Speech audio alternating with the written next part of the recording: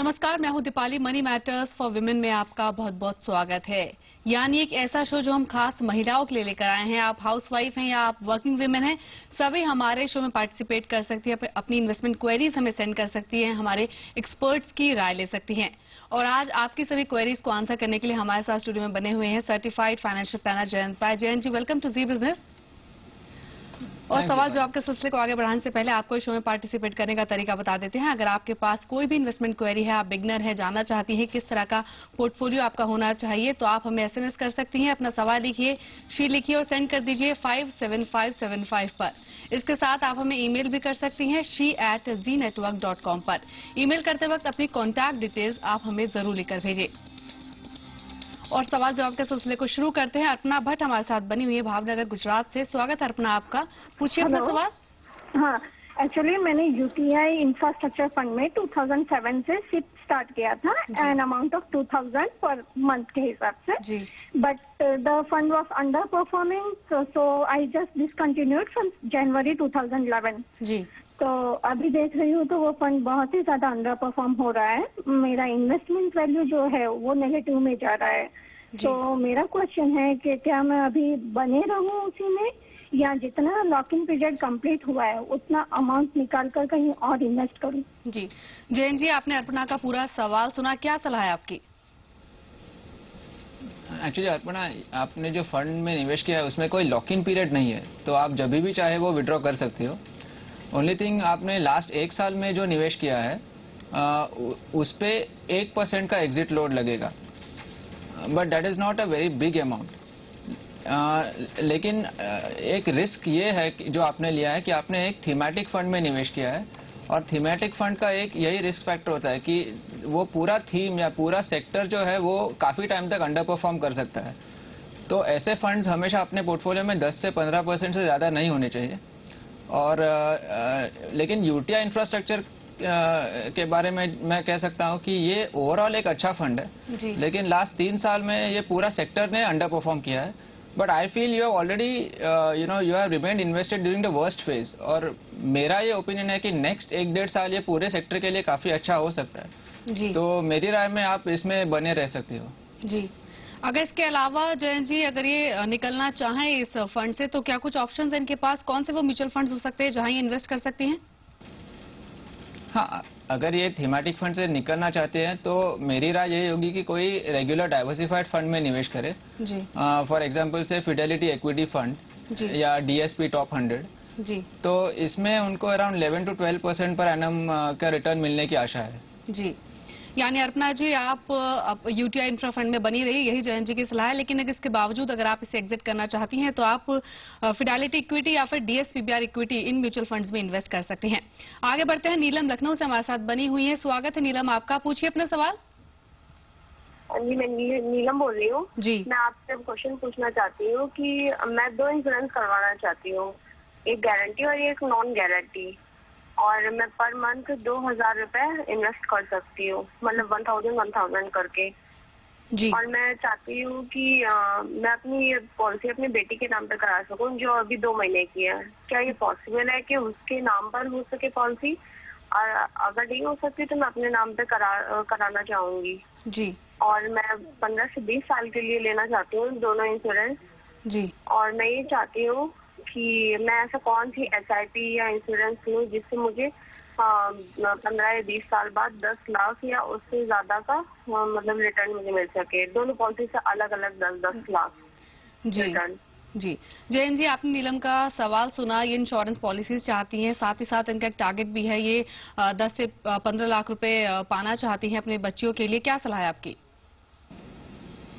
Actually नीलम, आपका जो निवेश का जो अमाउंट है 12,000 × 2, तो एक्चुअली लास्ट सितंबर 2010 से थोड़े नए रूल्स आ गए इंश्योरेंस पॉलिसीज के लिए जी। तो सभी इंश्योरेंस कंपनीज जो मिनिमम प्रीमियम मांग रही हैं वो काफी बढ़ चुका है। So for example mostly around 25,000 या उसके ऊपर का प्रीमियम, मिनिमम प्रीमियम वो मांगती हैं कोई भी इन्वेस्टमेंट ओरिएंटेड पॉलिसी के लिए, जैसे यूलिप हो या एंडोमेंट हो, क्योंकि उनके साइड से खर्चे काफी बढ़ चुके हैं। तो छोटे पॉलिसी उनके लिए प्रॉफिटेबल नहीं है।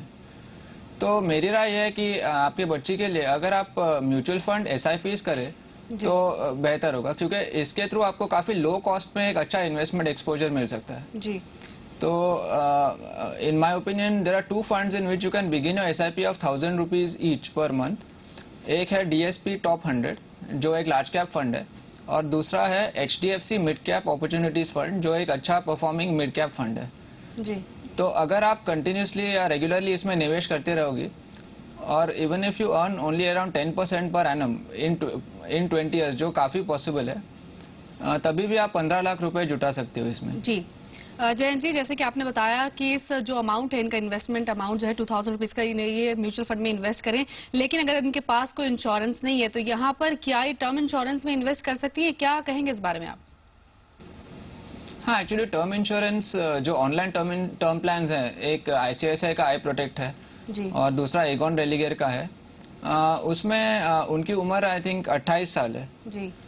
तो ये उम्र के लिए काफी एक बड़ा अमाउंट मिल सकता है बहुत कम प्रीमियम में। फॉर एग्जांपल अगर वो 1 करोड़ का पॉलिसी भी ले 20-25 साल के लिए, तभी उनको शायद साल का कुछ 10 या 11 हजार ही भरना पड़ेगा जी। तो जो प्रोटेक्शन का जो एलिमेंट है वो इसके थ्रू वो कर सकती है, और इन्वेस्टमेंट वो म्यूचुअल फंड्स के थ्रू कर सकती है जी। यानी नीलम, जो आप 2000 रुपये पर मंथ इन्वेस्ट करना चाहती हैं वो आप म्यूचुअल फंड में इन्वेस्ट कर सकती हैं, और उस इन्वेस्टमेंट से आप 20 साल में करीब 15 लाख रुपए कमा सकती हैं। लेकिन एक सेफ्टी के लिए आपको इंश्योरेंस पॉलिसी भी लेनी चाहिए, आप टर्म प्लान ले सकती हैं। और अगला जयंत जी, ईमेल आया है सुमन अरोड़ा का द्वारका से। ये सीनियर सिटीजन हैं और ये एसबीआई बैंक के आरडी में 2000 रुपये पर मंथ इन्वेस्ट कर रही हैं, और आपसे जानना चाहती हैं कि क्या ये बैंक आरडी से बाहर निकलकर म्यूचुअल फंड में इन्वेस्ट करे, कैसा रहेगा इनके लिए? एक्चुअली सुमन जी, ये रिकरिंग डिपॉजिट और म्यूचुअल फंड दो बहुत ही अलग किस्म के प्रोडक्ट्स हैं। रिकरिंग डिपॉजिट में एक बेनिफिट है कि आपको एक नियमित समय पे एक फिक्स्ड रिटर्न मिलता रहता है, जो आप बोल रही है 9.75% जो आपको एसबीआई जैसा सेफ बैंक दे रही है जी। उसके ऊपर अगर आपका टोटल इनकम साल का 2.5 लाख से कम हो, तो ये जो अमाउंट इंटरेस्ट का मिलता है उसके ऊपर आपको कोई टैक्स भी भरना नहीं होगा जी। बैलेंस ये म्यूचुअल फंड्स जो बैलेंस फंड्स, इक्विटी फंड्स, इसमें पहली बात रिकरिंग डिपॉजिट से रिस्क बहुत ज्यादा है जी।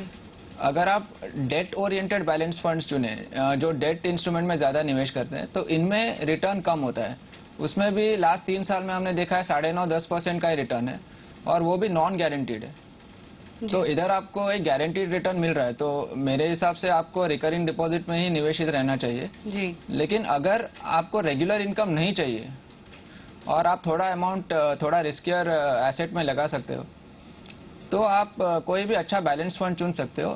तो मेरी राय में एचडीएफसी प्रूडेंस, एचडीएफसी बैलेंस्ड या रिलायंस रेगुलर सेविंग्स बैलेंस्ड, ये तीनों में से कोई एक आप चुन सकती हो जी। यानी सुमन जी, जयंत जी के मुताबिक आप बैंक आरडी में ही इन्वेस्टेड रहिए, क्योंकि ये एक सुरक्षित निवेश है। लेकिन इसके बावजूद अगर आप बैलेंस म्यूचुअल फंड्स में इन्वेस्ट करना चाहती हैं तो उसके ऑप्शंस भी आपने अभी अपनी टीवी स्क्रीन पर देखे, आप इन्वेस्ट कर सकती हैं। और यहाँ पर हम रुकेंगे छोटे से ब्रेक के लिए। ब्रेक के बाद भी सवाल जवाब का सिलसिला जारी रहेगा।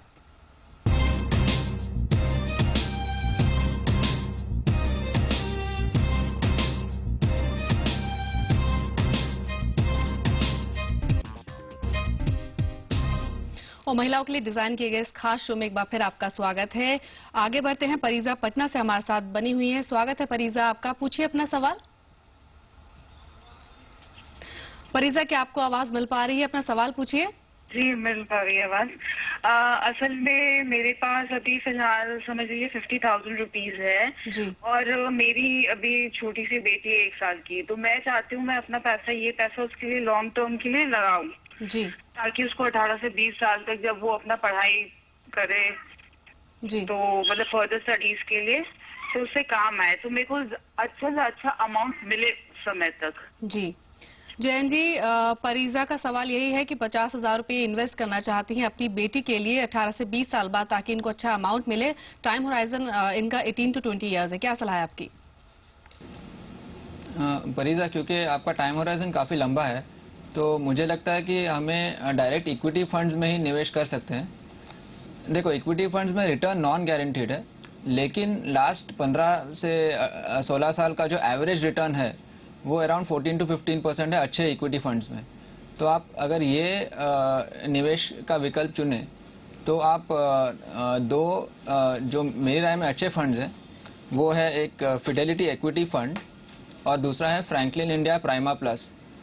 तो ये दोनों में अगर आप जो भी अमाउंट है आपका, आई थिंक इट इज 50,000, तो ये आप अगर इक्वली डिवाइड करें 5 महीनों में तो 10,000 पर महीना, तो उसमें आप 5,000 फिडेलिटी इक्विटी में निवेश करें और एक 5,000 फ्रैंकलिन इंडिया प्राइमा प्लस में अगर निवेश करें, और अगर ये 18 से 20 साल तक रखे तो मुझे लगता है कि एटलीस्ट आपको even at the rate of 12% per annum का अगर रिटर्न मिले तो भी एक अच्छा अमाउंट आप जुटा सकते हो। जी, यानी परिजा एक छोटा सा पोर्टफोलियो आप बना सकती हैं अपना। 2 म्यूचुअल फंड जैन जी ने आपको सजेस्ट किए यहाँ पर, फिडेलिटी इक्विटी और फ्रैंकलिन इंडिया प्राइमा प्लस। इन 2 म्यूचुअल फंड्स में आप 5-5 हजार रुपए पर मंथ इन्वेस्ट कर सकती हैं, तो 18 से 20 साल बाद आप एक अच्छा अमाउंट जमा कर पाएंगी। और अगला ईमेल है हमारे पास विनोदा आनंद का, जैन जी कर्नाटका से। इनकी 11 साल की बेटी है और 7 साल बाद ये उसकी मेडिकल की पढ़ाई के लिए इनको अमाउंट चाहिए अच्छा, तो ये 3,000 रुपए पर मंथ इस पर्पज के लिए इन्वेस्ट करना चाहती हैं। तो आपकी सलाह जानना चाहती हैं कि कहां इनको इन्वेस्ट करना चाहिए और इस अमाउंट को इन्वेस्ट करने के बाद इन्हें कितना रकम 7 साल बाद करीब मिल सकती है? एक्चुअली विनोदा, अगर आपका टारगेट आज से 8 साल का हो तो we will divide your investment period into 2 parts, एक फर्स्ट 7 इयर्स और दूसरा लास्ट 1 ईयर। तो अगर आप फर्स्ट 7 इयर्स तक 3,000 पर मंथ निवेश करोगे, मेरी राय में जो एक अच्छा फंड है जो आप चुन सकते हो वो है फिडेलिटी इक्विटी फंड। तो अगर आप 3,000 पर मंथ निवेश करोगे और इस पे आपको हर साल 11% का रिटर्न मिले, एक्चुअली उस फिडेलिटी इक्विटी फंड ने काफ़ी हायर रिटर्न दिया है लास्ट 5-6 साल में जी। उसका रिटर्न अराउंड 16% और है, लेकिन मैं कंजर्वेटिवली 11% ही एस्टिमेट कर रहा हूँ। तो अगर हम लोग 3,000 पर मंथ निवेश करें और 7 साल के बाद आपका टोटल अमाउंट जो है it will come to around 3,78,000 जी। अभी उसके बाद भी आपका लास्ट ईयर बचेगा। तो लास्ट ईयर में ये जो 3,78,000 अगर आप कोई शॉर्ट टर्म डेट फंड में निवेश करें, फॉर एग्जांपल से यूटीआई शॉर्ट टर्म या Reliance short term income fund, because last year में our main aim is to preserve the money, you know, we don't want to make it grow too much and take a risk. तो अगर आप ऐसे करें तो ये total 3,78,000 around 4,05,000 तक आप एक्यूमुलेट कर सकते हो। यानी जैन जी शुरुआती 6 सालों में इनको फिडेलिटी इक्विटी में इन्वेस्ट करना चाहिए और आखिरी साल में डेट ओरिएंटेड म्यूचुअल फंड इनको चुन लेना चाहिए। हाँ, और ओनली वन थिंग इज कि ये सब करने के बाद भी ना मेरी राय में ये टोटल अमाउंट उनको कम पड़ेगा, क्योंकि जिस तरह से एजुकेशन के खर्चे बढ़ रहे हैं जी, तो जो बैलेंस पार्ट है वो मेरे हिसाब से वो लोन ले सकती है जी। नहीं तो वो अभी से ही एसआईपी का अमाउंट अगर बढ़ा है तो अच्छा होगा। जी, यानी विनोदा जी 7 साल बाद क्योंकि आप अच्छा अमाउंट चाहती हैं अपनी बेटी की पढ़ाई के लिए, तो शुरुआत में आप शुरुआती 6 सालों में आप इक्विटी म्यूचुअल फंड चुन सकती है। फिडेलिटी इक्विटी यहाँ पर आपके लिए एक बेहतर म्यूचुअल फंड हो सकता है और आखिरी 1 साल में अपनी मनी को प्रिजर्व करने के लिए आप डेट ओरिएंटेड म्यूचुअल फंड चुन सकती हैं। इसके साथ ही जैन जी की एक और सलाह है कि क्योंकि 4 लाख का अमाउंट आप करीब एक्यूमुलेट कर पाएंगी 3,000 रुपए पर मंथ इन्वेस्ट करने से, तो काफी नहीं होगा ये आपकी बेटी की मेडिकल पढ़ाई के लिए। तो इसके साथ आपको करना ये चाहिए कि जैसे जैसे आपकी आय बढ़े आपको म्यूचुअल फंड में निवेश की राशि बढ़ा देनी चाहिए। और अगली कॉलर कैथरीन हमारे साथ बनी हुई है मध्य प्रदेश सागर से। स्वागत है कैथरीन आपका, जी बिजनेस में पूछिए अपना सवाल। मेरा ये एचडीएफसी एंडोमेंट सुविधा है जी, और इसमें अभी मेरा 4th ईयर रनिंग हो रहा है and my premium is 25,000 per annum है जी। और मुझे ये जानना है कि मैं इसमें बनी रहूं या मैं ईटीएफ में इसको स्विच करूं, कौन सा बेटर रहेगा? जी जयन जी, एचडीएफसी एंडोमेंट सुविधा प्लस इस पॉलिसी में पिछले 4 साल से इन्वेस्ट कर रही हैं, करीब 25,000 रुपए हर साल ये दे रही हैं प्रीमियम, और ये जानना चाहती हैं कि पॉलिसी कैसी है, क्या इस पॉलिसी से बाहर निकलकर इन्हें गोल्ड ईटीएफ में इन्वेस्ट कर देना चाहिए? कैथरीन, एक्चुअली ये दोनों प्रोडक्ट्स बहुत ही अलग हैं, तो दे आर नॉट कंपेरेबल। अभी एचडीएफसी एंडोमेंट प्लस जो निवेश कर रहे हो वो एक एंडोमेंट लिंक्ड यूलिप प्लान है। उसमें आपको लाइफ कवर भी मिलता है और आपको 6-7 अलग अलग ऑप्शंस में निवेश करने की सुविधा है, ranging from pure equity to pure debt. लेकिन ये एंडोमेंट प्लस में कोई गोल्ड का ऑप्शन नहीं है, गोल्ड रिलेटेड या gold linked investment. On the other hand gold ETFs are, हम उनको यूनिटाइज प्रोडक्ट्स बोलते हैं, जो हम it's like buying gold in unit form. ये बेसिकली एक पेपर फॉर्म ऑफ ट्रांजैक्शन होता है जिसमें गोल्ड आपको फिजिकली नहीं मिलता है, लेकिन आपके डीमैट अकाउंट में गोल्ड यूनिट्स जमा होते हैं। इसका ये एक एडवांटेज है कि आप जब ये करते हो, एक तो प्योरिटी या क्वालिटी का रिस्क नहीं रहता है, second is there is no risk of theft, और स्टोरेज का भी आपको कोई लॉकर या इसका कोई खर्चा उठाना नहीं पड़ता है जी। लेकिन ये दोनों बहुत ही अलग किस्म के प्रोडक्ट्स हैं, तो मुझे लगता है कि आप दोनों को मिक्स ना करें। जो आपका एंडोमेंट पॉलिसी वो जारी रहने दो जी। आप पैरेलली एक थोड़ा आप हर महीना गोल्ड यूनिट से आपसे 3 या 4 ग्राम ले सकते हो, because each unit is equal to 1 gram जी। तो आप जितना आप एफोर्ड कर सकते हो उसमें आप गोल्ड ETF में पैरेलली एक ब्रोकर के थ्रू निवेश कर सकते हो जी। अगर ये नहीं है तो आप अभी काफी गोल्ड सेविंग्स फंड्स आ चुके हैं, for example Reliance, quantum, Kotak, तो आप ये भी एक विकल्प चुन सकते हो जी। यानी कैथरीन, जो आपकी पॉलिसी है इसमें आप इन्वेस्टेड रहिए मैच्योरिटी तक, अभी से एग्जिट नहीं कीजिए। इसके अलावा अगर आप गोल्ड ETF में इन्वेस्ट करना चाहती हैं तो ये एक इन्वेस्टमेंट का बेहतर विकल्प है, आप इसमें जरूर इन्वेस्ट कर सकती हैं। साथ ही साथ गोल्ड फंड भी बाजार में मौजूद हैं, आप वहां भी निवेश कर सकती हैं। और यहाँ पर हम रुकेंगे छोटे से ब्रेक के लिए, लेकिन ब्रेक में जाने से पहले आपको इस शो में पार्टिसिपेट करने का तरीका एक बार फिर बता देते हैं। अगर आपके पास कोई भी इन्वेस्टमेंट क्वेरी है तो आप हमें सेंड कर सकती हैं। अपना सवाल लिखिए और शी लिखिए और उसको सेंड कर दीजिए 57575 पर। इसके अलावा आप हमें ईमेल भी कर सकती हैं she@zenetwork.com पर। ईमेल करते वक्त अपनी कॉन्टैक्ट डिटेल्स आप हमें जरूर लिखकर भेजें। और यहाँ रुकेंगे छोटे से ब्रेक के लिए।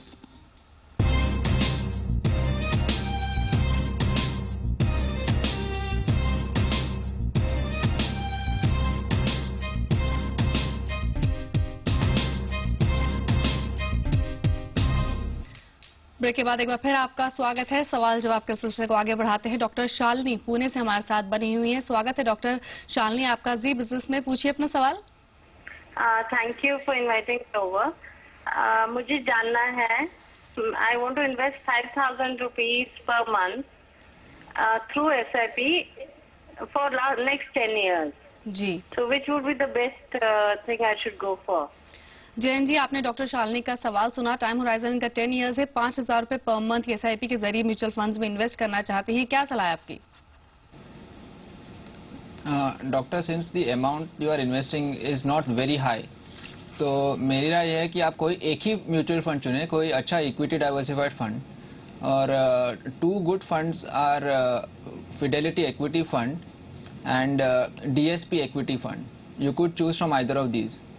एक्चुअली व्यूअर्स ने बहुत बार ये देखा होगा कि मैं एक सेम या सिमिलर फंड रेकमेंड करता हूँ, लेकिन मुझे ये सब फंड इसलिए अच्छे लगते हैं क्योंकि इसमें एक प्रोसेस होता है जी। यू नो, इसमें they are less dependent on fund managers and all. तो ये जो म्यूचुअल फंड हाउसेज है, फिडेलिटी, फ्रैंकलिन, DSP, इसमें एक इन्वेस्टिंग का एक अच्छा प्रोसेस होता है, जो कल अगर फंड मैनेजर बदले या और कोई रीजन हो तो फंड्स का परफॉर्मेंस कंटिन्यूसली अच्छा रहता है। So that is the reason why I choose some of these funds. Ji.